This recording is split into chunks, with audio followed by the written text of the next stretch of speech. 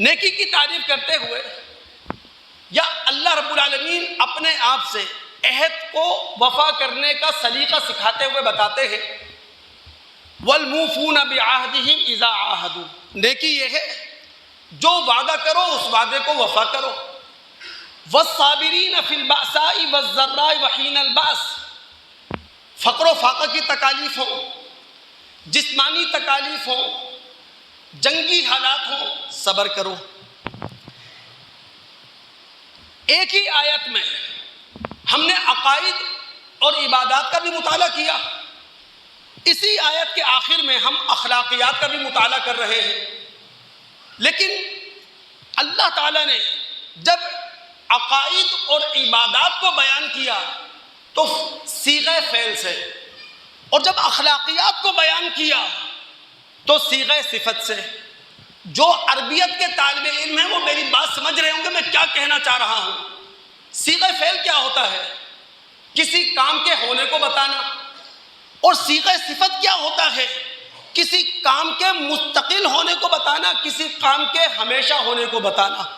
اب جب اللہ تعالیٰ نے عقائد اور عبادات کو بیان کیا اسی آیت بر میں تو صیغہ فعل کے ساتھ، اور جب اخلاقیات کو بیان کیا تو صیغہ صفت کے ساتھ. یہ فرق کیوں ہے؟ سمجھ لیں دوست، دماغ حاضر رکھ کے.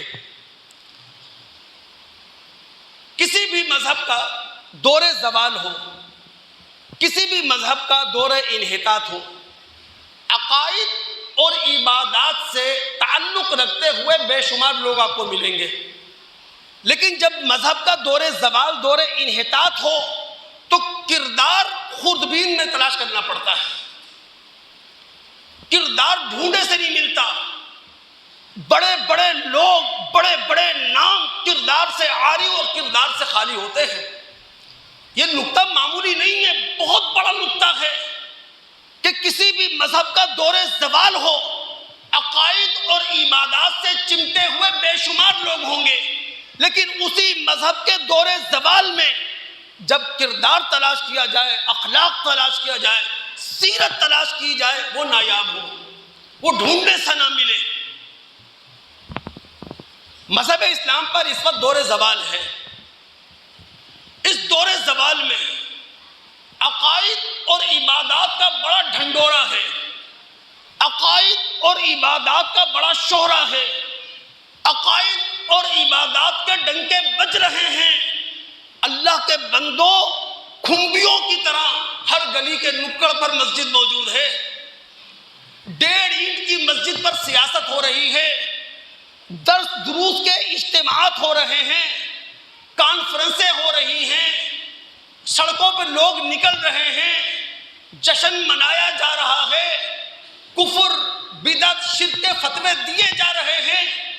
یعنی جب اسلام کا دور زوال ہے، عقائد اور عبادات سے چمٹے ہوئے بے شمار لوگ ہیں، لیکن اسی دور زوال میں کردار تلاش کرنے کے لیے خوردبین لے کے گھوم رہے ہیں. یہ ہے وہ بات جو اللہ رب العالمین ہمیں سمجھا رہے ہیں. میں بار بار اپنے دوستوں کی توجہ دلاتا ہوں، دوست کبھی غور کیجیے آپ، یہ عقائد، یہ عبادات، ان کا اصل مقصود بلند کردار پیدا کرنا ہے.